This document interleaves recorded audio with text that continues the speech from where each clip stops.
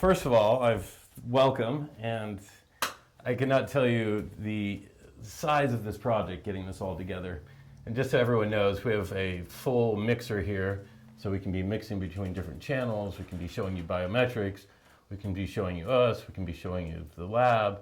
So we're going to be moving through a lot of different things. You can see us from all different angles. So we fully built out a full studio in here, as well as a biometrics lab and all that. But I got to tell you, I want to welcome all of you.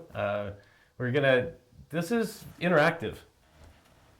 This is, the audience is here, and let me show you, we've got Danny in the corner here, and she's monitoring all the comments. And so she'll be looking at your comments. And we'll do something special with Danny in a second, but feel free to comment, and then she's your voice in the room.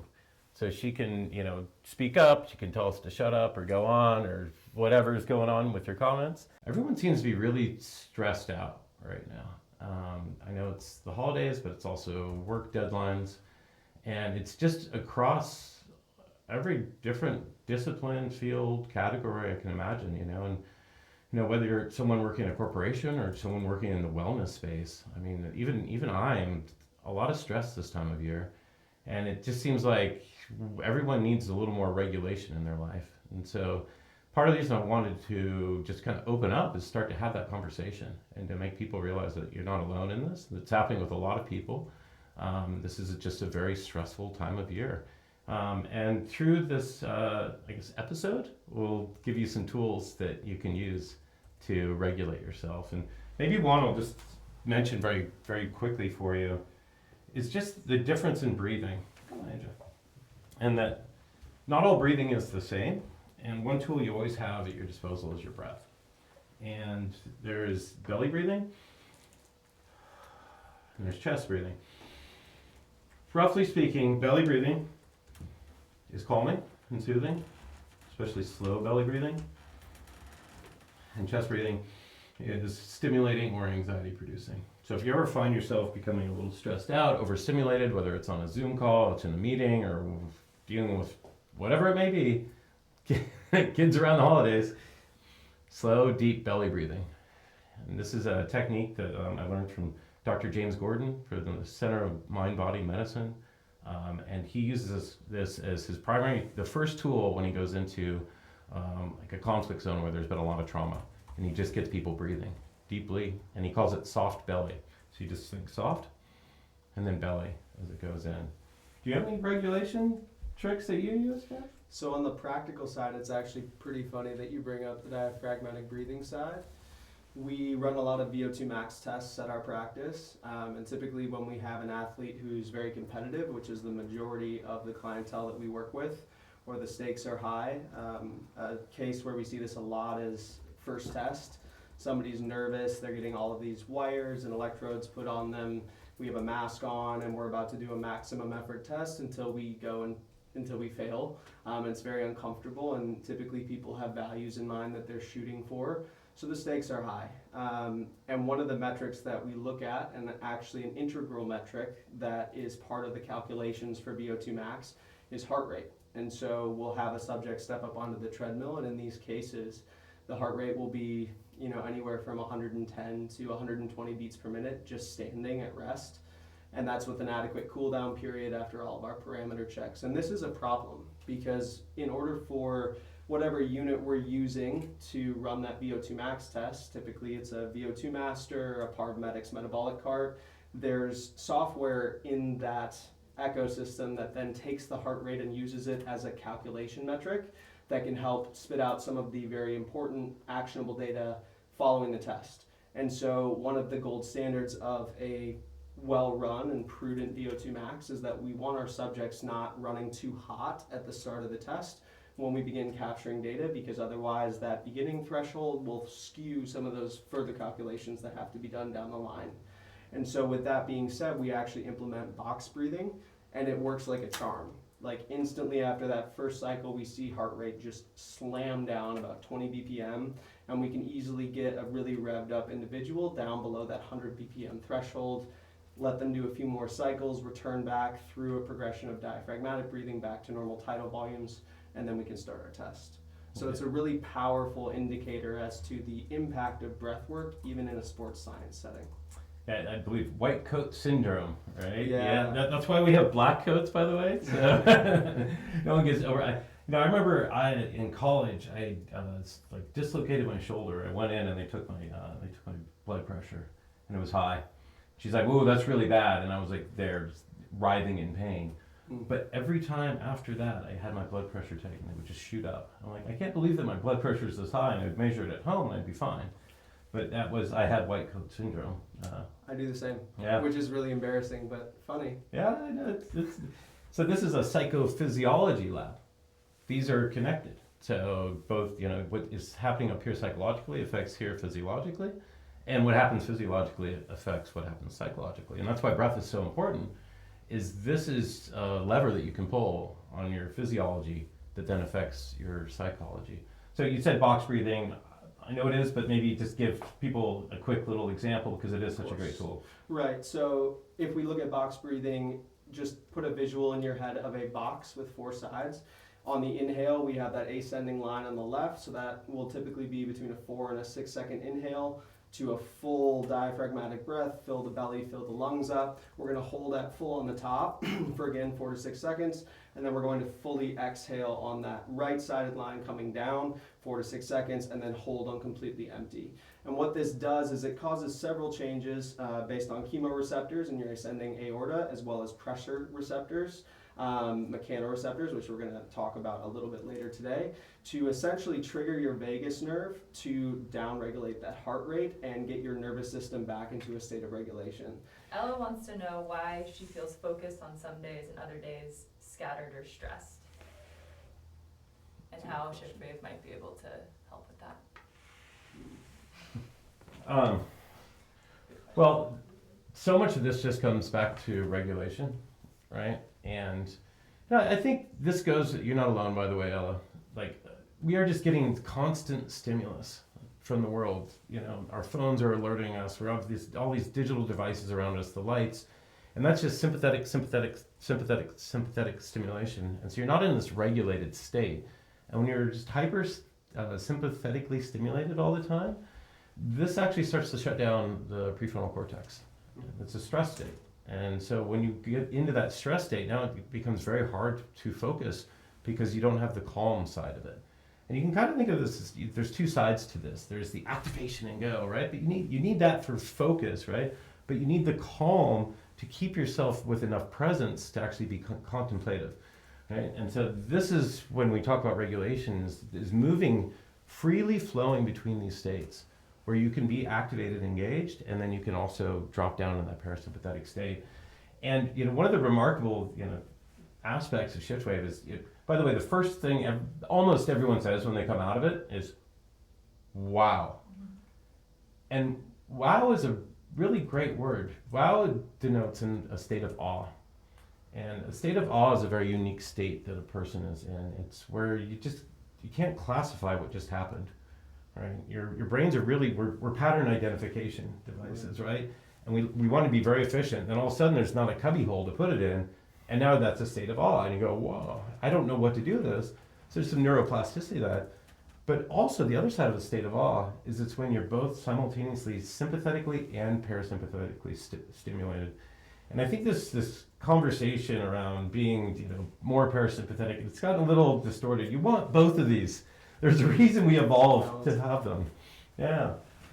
Well, and even looking at flow state, it's that if we look at the bell-shaped curve, it is that center point, right? Where we're not under-regulated or down-regulated too far, where we get sluggish, lack focus, have issues concentrating or executing tasks, even generating this quote-unquote motivation. So when people look at certain individuals and say, "Oh, that's laziness," I would contend that there's deeper issues above and beyond that warrant discussion at times. Because often we could have a down-regulation stuck problem in that scenario. And then on the other end, we have hyperarousal, which leads to that jitteriness, degradation of motor coordination, cognitive tunneling, difficulty with attention span and reasoning. Because in both of those scenarios, our prefrontal cortex is either over or understimulated to a point where it is not working optimally. And so I think showing the art and the beauty of that delicate balance to where we get optimized performance is very key. One thing I want to double click on, and maybe we'll loop back to this a little later, but with the fluid flow, obviously lymphatic drainage is really an exciting topic for us on multiple fronts in terms of athletic recovery as well as several medical use cases and just daily health and vitality.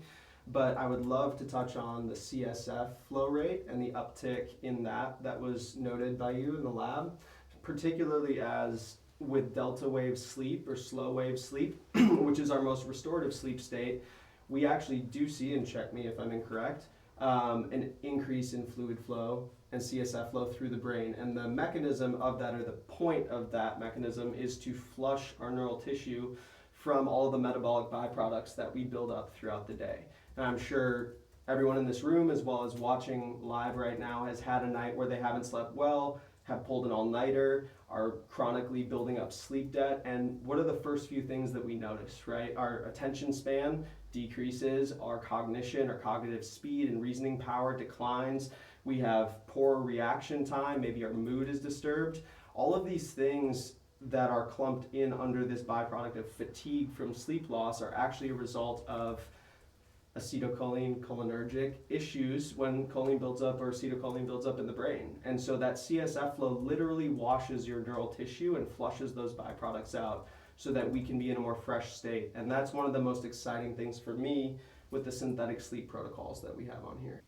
Carol just wanted to let us know that she thinks Shiftwave sessions help use breath work better than meditation apps. Ooh. Which is nice to hear from our customers. We love you, Carol. Thank you, Carol. That hits.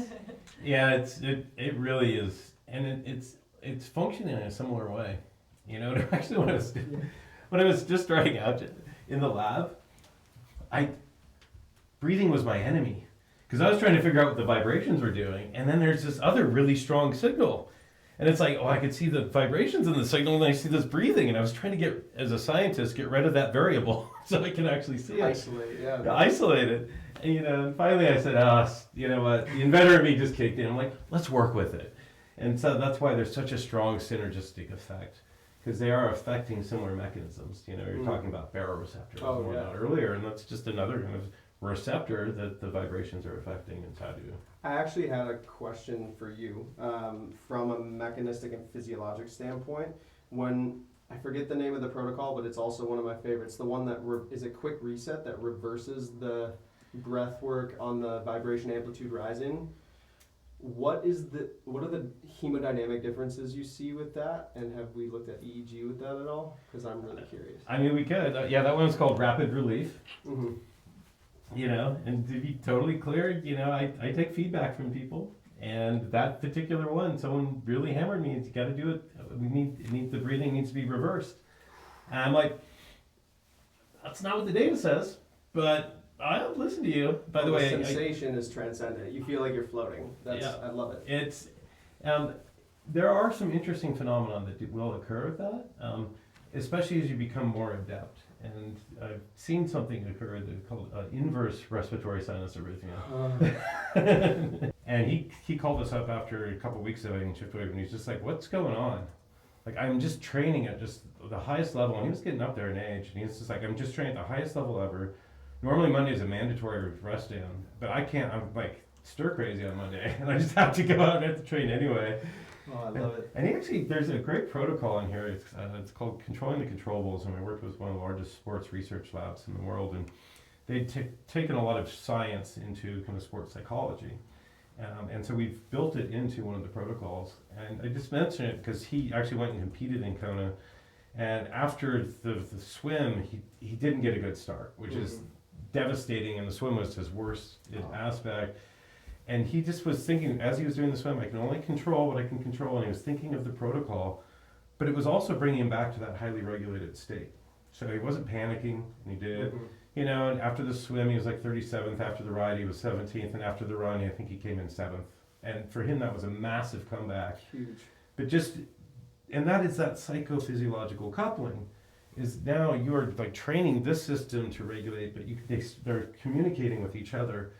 And so I really like to think that we're communicating with both simultaneously here. Agreed. And that's kind of the reset, because if you reset the body but the mind's still stressed, then it's going to drive it out of regulation, and vice versa. Right. Well, and I think to stack on top of that, coming from a field of sports science, right, and working with athletes primarily, I mean, for a general population individual like you or myself, or one of our MLB or NFL athletes, we're looking at athletic demands and then day to day how we're feeling, our mental performance, emotional stability, regulation. All of this sounds really good, but I think that when we take it to the sports world is where the degradation starts, or the disconnect starts, where all of us on the physiology and sports science side start to say, okay, well, mechanistically, breath work's great, positive psychological state's great, mood regulation's great, but how does that move the needle in the KPIs that actually win us games or get you a faster time? But I would contend that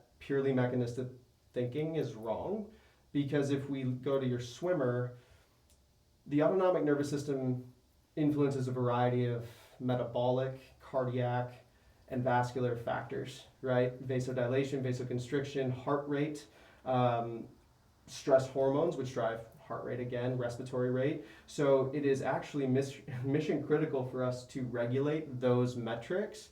But if we don't have an ability or training on how to do so, and this is where the tactical population and EMS fire comes in. When you're dealing with a firefighter, you have a finite amount of oxygen in your tank.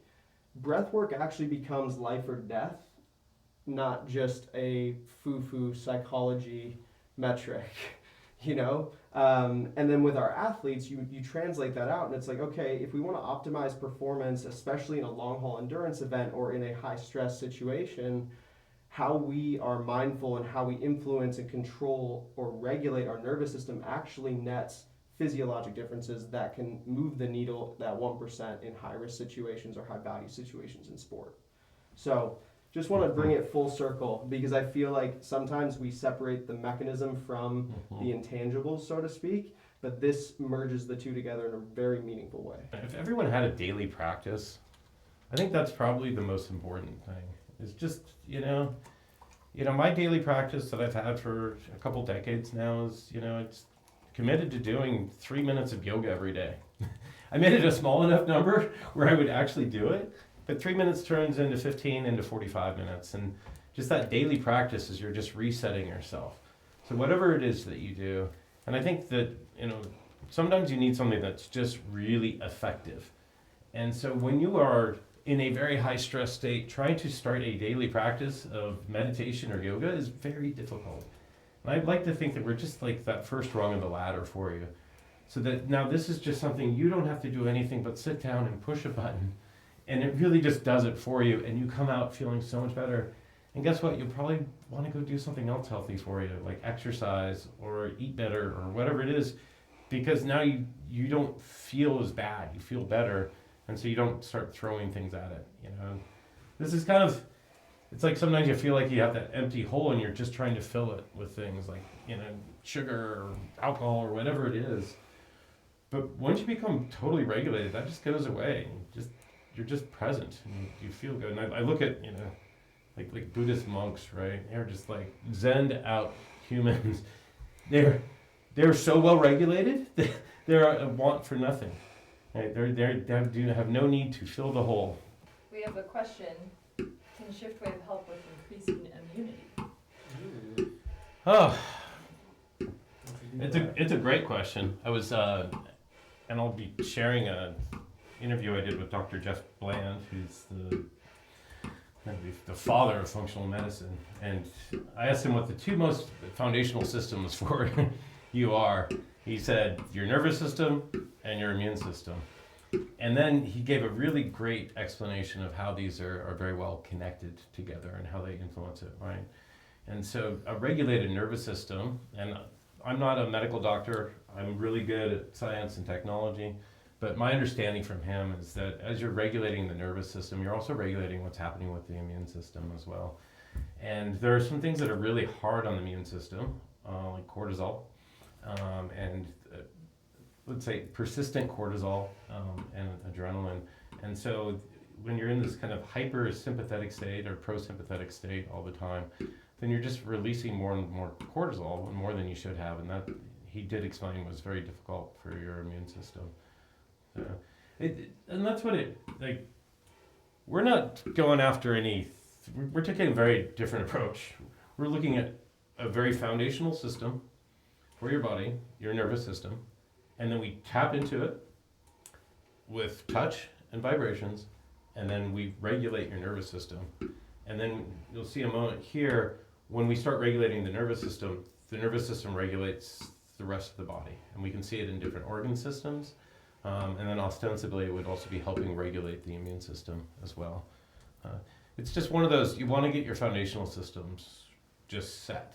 And that's really core. And that's what earlier we were talking about synthetic sleep.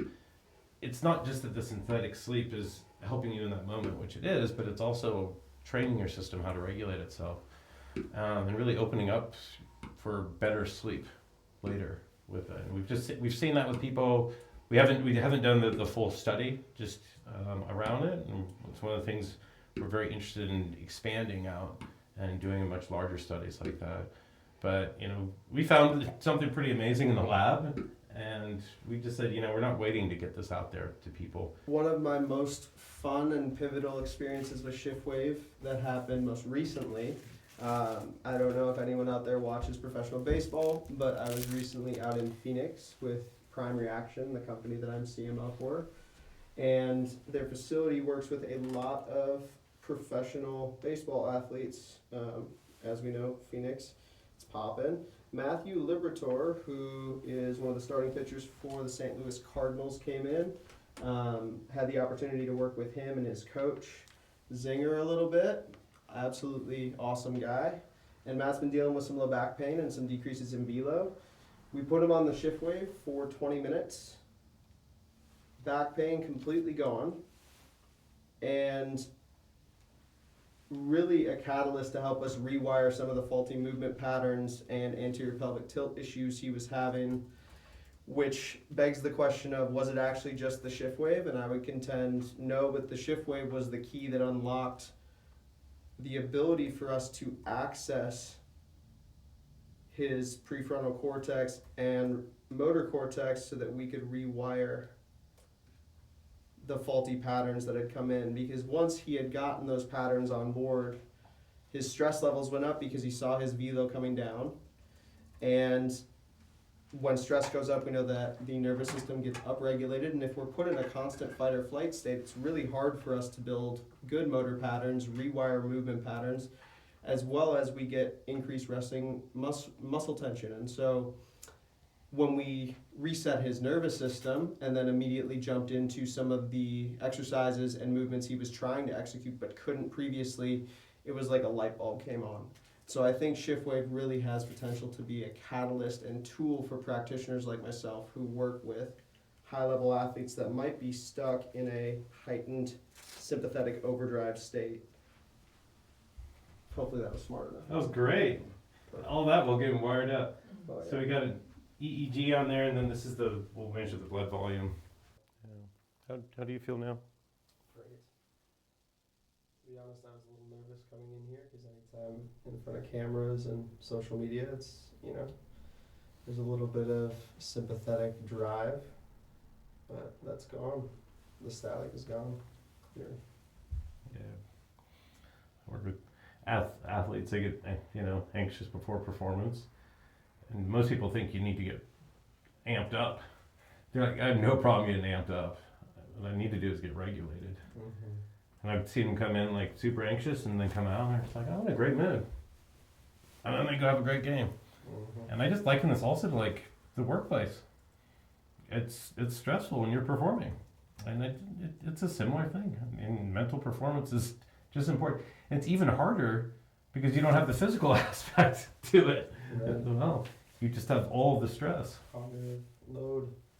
Well, and I think to your point, we were talking before going live today about, adjacent to both of our fields, we have surgery, and I cannot wait to get this plugged in with UCLA Orthopedics, Josh Goldman. If you're streaming right now, we are meeting. I know we both have busy schedules, but we got to make it happen because I want this in every one of your break rooms for your surgeons. No more power naps. This motor coordination will go through the roof with this stuff. Do you recommend that the person in the chair wear an eye mask, or are they looking at their measurements, or both? I highly recommend. So this is a great question. And you're asking kind of the right or wrong person. I'm so interested in the data, I love seeing it, and I'm also building it and making it, so obviously I want to look at it. But no, at 2 a.m. this morning, I had the eye mask on. I was just going for pure function. And it's remarkable how much better I do when I have the eye mask on. You know, the visual system this is the issue, is that the visual system is so stimulating. Like, look, sight just looks outward, right? It's all action, threat detection, do. That's all sympathetic activation. And so there's just nothing better than going pitch black when we want to drop people into a deep parasympathetic state. And as you can start to see here, we're really regulating him with this. So let me just drop out a couple. Just make it more clear. You see how regulated his heart rate is now? He's just forming this perfect sinusoidal pattern with it, and he's driving him. And then you can even see his EDA. So it's bringing him up sympathetic and then dropping him down, bringing him up sympathetic and dropping him down. It's cool to see the blood flow into the brain too.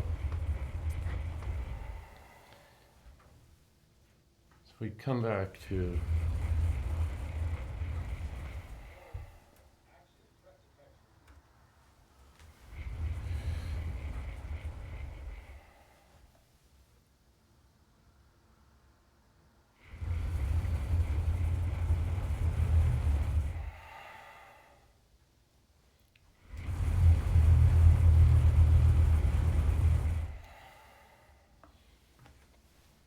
I mean, that's pretty beautiful. You can also see here, just his heartbeat's changing by about 40 BPM every breath cycle. That's incredible. I wish I could do that. You know, so how much this is moving up and down, if we look here, this up and down is heart rate variability. His heart rate's going up and it's dropping down. It's going up and it's dropping down. Right? And the more variability you can have through these, so the more it goes up and down, the better. This is just. And so what hurts heart rate variability? Stress is really hard on heart rate variability. Lack of sleep is hard on it. Age. As you get older, heart rate variability goes down. And so you can do what you can to keep it up, but you got to get sleep and stress. And if you're sick, it's also a great predictor. But the heart rate variability, this is really, now we're talking about nervous system regulation, nervous system flexibility. So if I zoom in here for you so you can get a little closer look, this is how flexible it's, he can drive his heart rate up and he can drive it down. Oh, see how he was just able to shoot it up, but he wasn't able to drop it down as much. So as he's breathing harder, yeah, but he's not able to drop it. And so now and so this is a little bit of the trade-off. But as you get better at this, you can start to regulate more. Oh. Houston, what happened? Oh. Look at that. He's so regulated.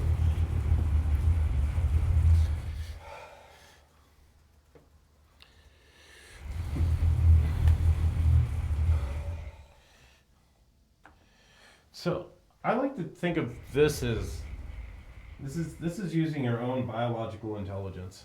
So all we're doing right now is we're just feeding back to him. There's a little bit of an algorithm, but we're feeding back to him his own heart rate, basically, to find that perfect rhythm that you see here. And so this is just naturally in training all of your systems. So and this is bringing the biological system into the feedback loop and using its intelligence, and we're just working with this. So this is what I like to call biological intelligence. And I think in a world where we're already, sorry you're on social media right now, but we're already hyper-stimulated, and now the world where, I don't know about you, but with AI, I don't feel like I'm working less. I think I'm working more, right? And I think bringing some biological intelligence back into the system. And when I look at this pattern, this is where I say, this is how we were naturally meant to be regulating. This is the most regulated state for the kind of human body. but by extension, now the mind.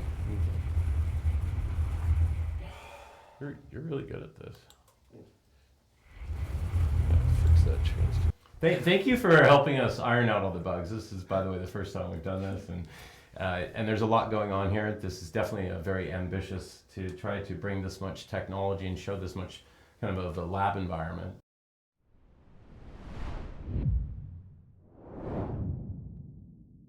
I might need you to do more of the talking, because as soon as I got this all set up late last night, all the power went out. So I rerouted power from throughout the entire place through extension cords to get this powered. So actually nothing in this room is powered by this room right now, except for this monitor. So hopefully we'll be okay, and hopefully the Wi-Fi stays on.